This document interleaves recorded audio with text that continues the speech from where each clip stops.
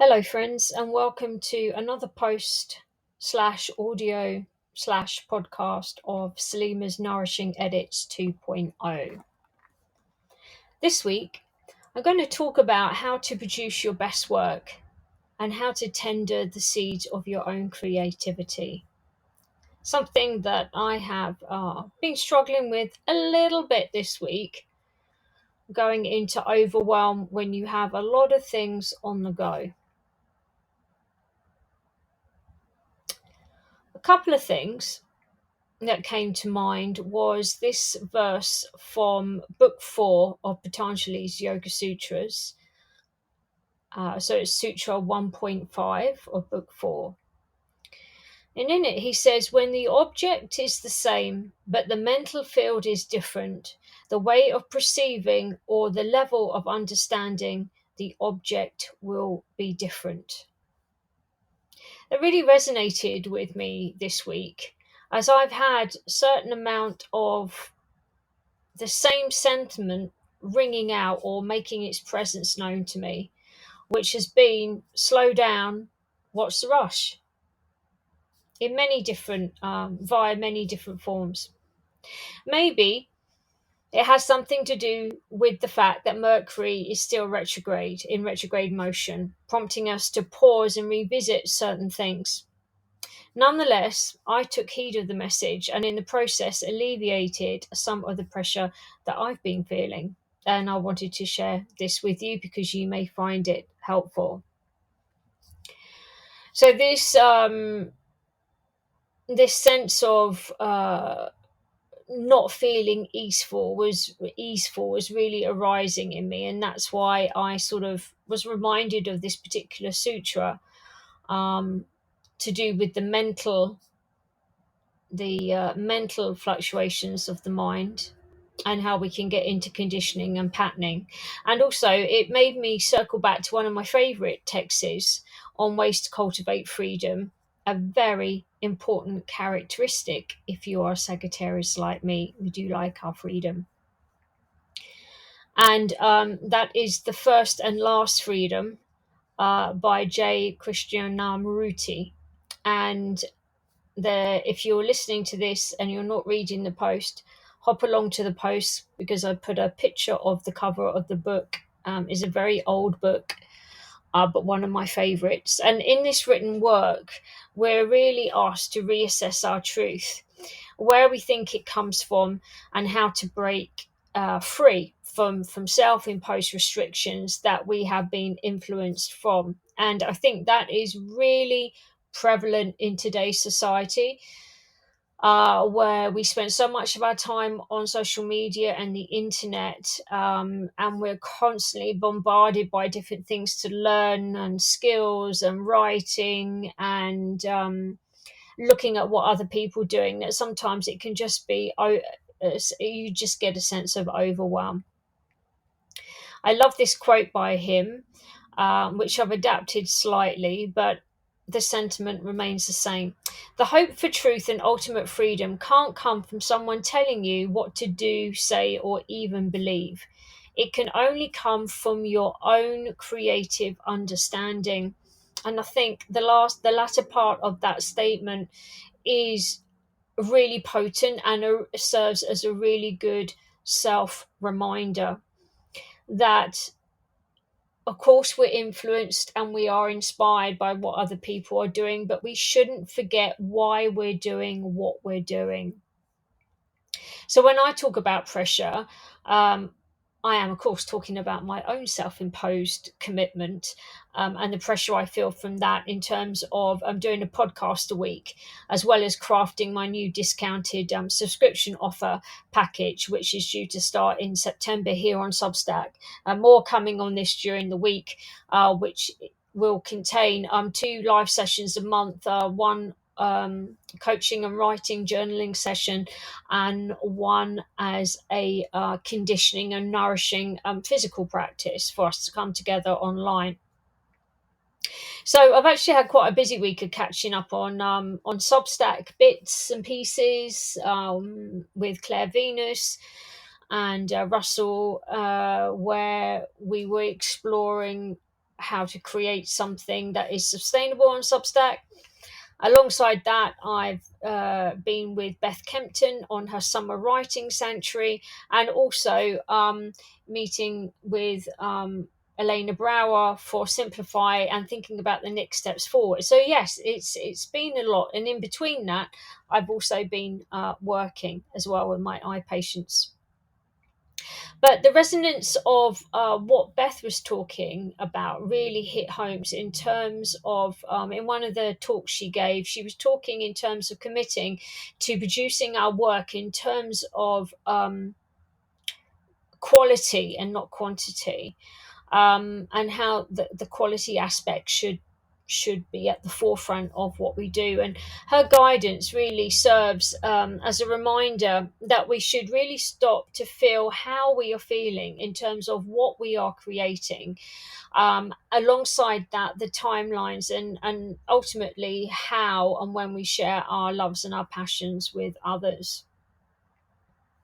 Like with anything in life, when you love what you do, you should never forget, as I said, why you started in the first place and what your key purpose was or is or has become. It is so easy when we are creating a business out of what we love to do to get swamped in the busy business of it all. Therefore, I think constantly reviewing our structure and purpose regularly can prevent burnout and help us see how and what we need to adjust.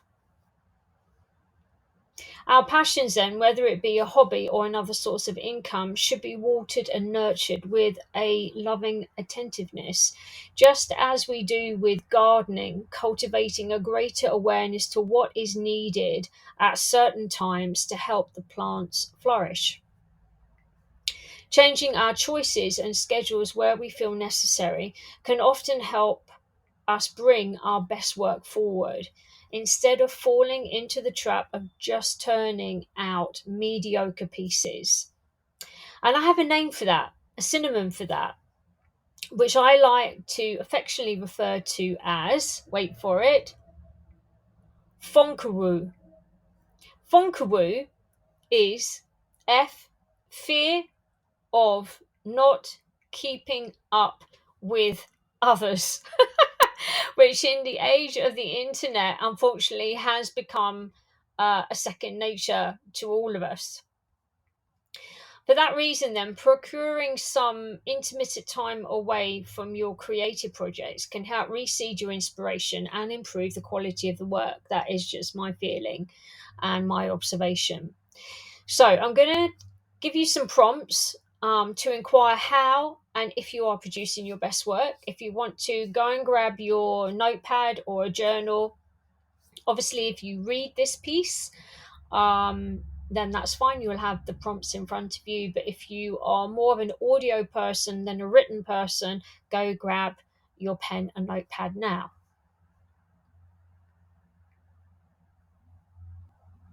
Okay, so let us begin. First prompt: to revisit your schedules and timings and ask yourself if they are really realistic for you. Revisit your schedules and timings and ask yourself if they are really realistic, or maybe a better way to phrase that is if they are still really realistic. Second prompt: what did you base them on initially? Was it on how you felt, or observation of information and of what others were doing? It can be an accumulation of those. How influenced are you by social media? And when I talk about social media, I'm not just talking about Facebook, Instagram, TikTok, Substack. I'm also talking about LinkedIn and the other many platforms there are. How are you creating? Next prompt: is there a sense of ease to how you produce your work, or do you always feel pressurized? And where is that pressure coming from? Next prompt. Is your heart still in what you are doing? So are you doing what you're doing for the right reasons? Next prompt. Are you generous with yourself and your creation/offerings?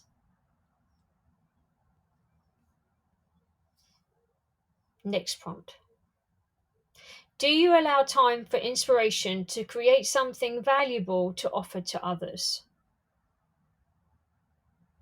There are quite a few prompts here, but I feel these are beneficial. Next prompt. What is your purpose now? What is your purpose now? The prompt, the natural progression on from that prompt is, what is your goal now?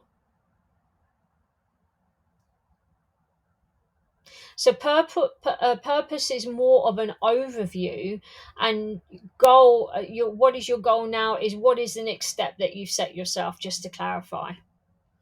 Has it changed since you started your project creation? And I'm referring, it could be anything: podcast, writing, painting, creating a video game, doing a sculpture, gardening, DIY. It can be anything. Next prompt. What or who has been influencing you in the past and currently? This is quite an important one, does the influence align with how you really feel? So is it resonating with you? Is the influence resonating with you, or is it resonating with the fact that you think you should do something? That's always the trap that we can fall into.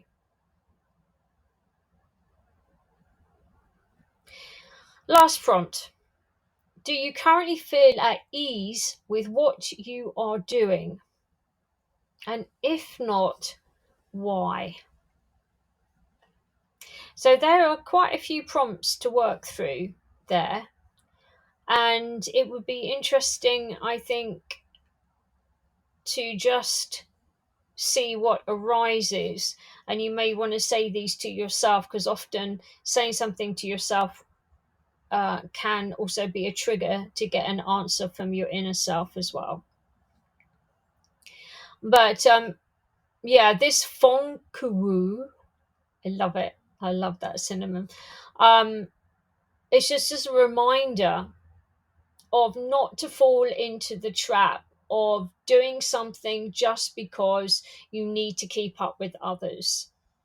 And this is something that Beth was talking about in one of the talks that she was giving, actually, on being a writer and then subsequently an author, and then how she divides her time mindfully enough to give that time to herself to write,